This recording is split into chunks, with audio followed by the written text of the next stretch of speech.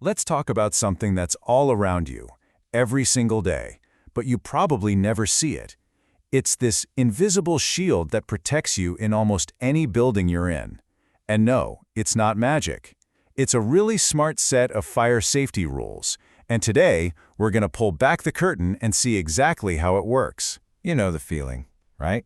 You're up on the 20th floor of an office, or maybe in a hotel, and you just have that fleeting thought.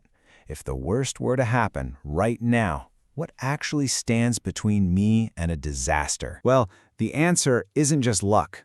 It's this invisible shield, and it's been engineered piece by piece over decades. Here in Romania, the blueprint for that shield is called the P118 fire code. So let's dive in and look at the 4 critical layers that work together to keep you safe. All right, layer 1. The shield's first job is super simple, but absolutely critical. Trap the fire, box it in. The whole idea is called compartmentalization, and its only purpose is to buy us all precious time. Time to get out and time for help to arrive. So what is a fire compartment? The easiest way to think about it is like the watertight sections in a ship's hull. If there's a breach, you seal it off to save the rest of the ship. Same idea here. You use specially engineered, fire-resistant walls and floors to create a box that contains the fire and stops it from spreading. Okay, so you've built a box, but how strong is it really? How do you know it'll actually work? Well, engineers and architects measure that strength with a simple but really powerful 3-letter code. REI. Each letter stands for a different test a barrier has to pass. R is for resistenza, or resistance. Basically, will the wall stay standing and not collapse from the heat? E is for étanchéité, or integrity. Will it stop flames and poisonous hot gases from sneaking through tiny cracks? And I is for isolare, or insulation.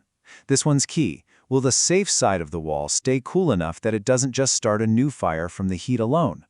To get the rating, it has to pass all 3. So when you see a rating like REI 120, it doesn't just mean a wall can take the heat for 120 minutes. It means it provides all 3 types of protection. It won't collapse, it won't leak flames, and it won't overheat on the other side for 2 full hours. That's a massive window of safety engineered right into the building itself. So trapping the fire is half the battle. But the shield's second layer is all about us, the people inside. It's about making sure that every single person has a clear, protected path to get out safely. And the P118 code is very specific here. An evacuation route isn't just any corridor. It has to be a continuous and unobstructed path that's designed from the ground up to take you from wherever you are all the way to safety outside. Just picture that journey for a second. It starts the moment you leave your room or your desk. You step into a protected corridor, shielded by those fire-resistant walls we just talked about. From there, you get to a fire-resistant stairwell. And that stairwell, it's basically a vertical lifeboat, a safe haven designed to carry you down and out. Which of course leads to a super important question. It doesn't matter how well protected the path is if it's a mile long, right? So how far is too far? The regulations have to set strict limits. And the logic here is pretty simple. The stronger and more fire-resistant the building is, the more time you have, and the longer your escape path can be. So, in a highly resistant concrete building, you might have up to 40 meters to get to an exit. But if you hit a dead end in a less resistant building, that distance could shrink all the way down to just 6 meters.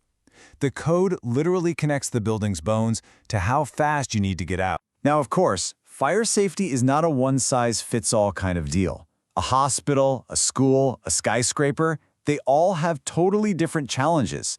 So the 3rd layer of our invisible shield is all about tailoring the rules to fit what the building is actually used for. You have to adapt the rules to the people inside. I mean, think about a hospital. A lot of patients physically can't use the stairs, so the whole strategy shifts from going down to going sideways. It's called horizontal evacuation, moving people into an adjacent fireproof refuge area on the very same floor. Compare that to a school, where you've got hundreds of kids who can move. There, the priority is rapid, intuitive escape through lots of wide stairwells. Same goal, safety, but completely different playbooks. And that risk profile changes dramatically with height. A fire can just race up the outside of a tall building. And that's why the rules for facade fire resistance just skyrocket. For a regular building, you might need 30 minutes of protection. A tall building, double it to 60. A very tall building, you're looking at 120 minutes, 2 full hours, the same level of protection as a critical escape stairwell. Now, construction and technology never stand still. We're always coming up with new materials, new ways to build, new tech to put inside, and all of that creates new challenges. So the fourth layer of the shield is about being a living document, one that's always updating to handle modern risks. And this is where the code gets really clever. It has to keep up. Think about solar panels. The code says they need non-combustible anchors so they don't fall off and block an exit. What about those huge lithium-ion battery banks for energy storage? They burn incredibly hot, so the code says, nope, those have to go in their own super fortified room with a 3-hour fire rating and special sprinklers. It even thinks about green roofs, making sure there's a fireproof zone around exits so you're not trying to escape through a burning garden. It's constantly evolving. So, we've seen the layers, containment, escape routes, custom rules, and modern updates. But this whole amazing system has one final component that makes it all work. And that component is you. Because here's the thing.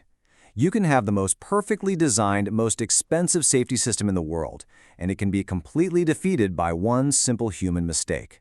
The shield's strength really depends on all of us understanding why it's there. So this is where you become part of the system. That heavy fire door that someone propped open with a wedge, they just disabled a key part of a fire compartment. You know, many of those doors have a C in their rating. That C stands for self-closing, and it's there for a reason. That box someone left in the stairwell, that's not storage, that's an obstacle in a lifeboat. Your role is just to be aware.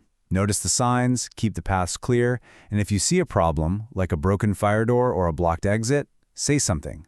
You're the final and most important link in the chain. Ultimately, a code like the P118 creates this incredible layered system of protection that's humming along in the background all the time.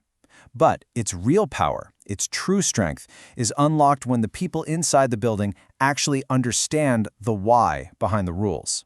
The invisible shield protects us best when, to us, it isn't invisible at all. Thanks for tuning in.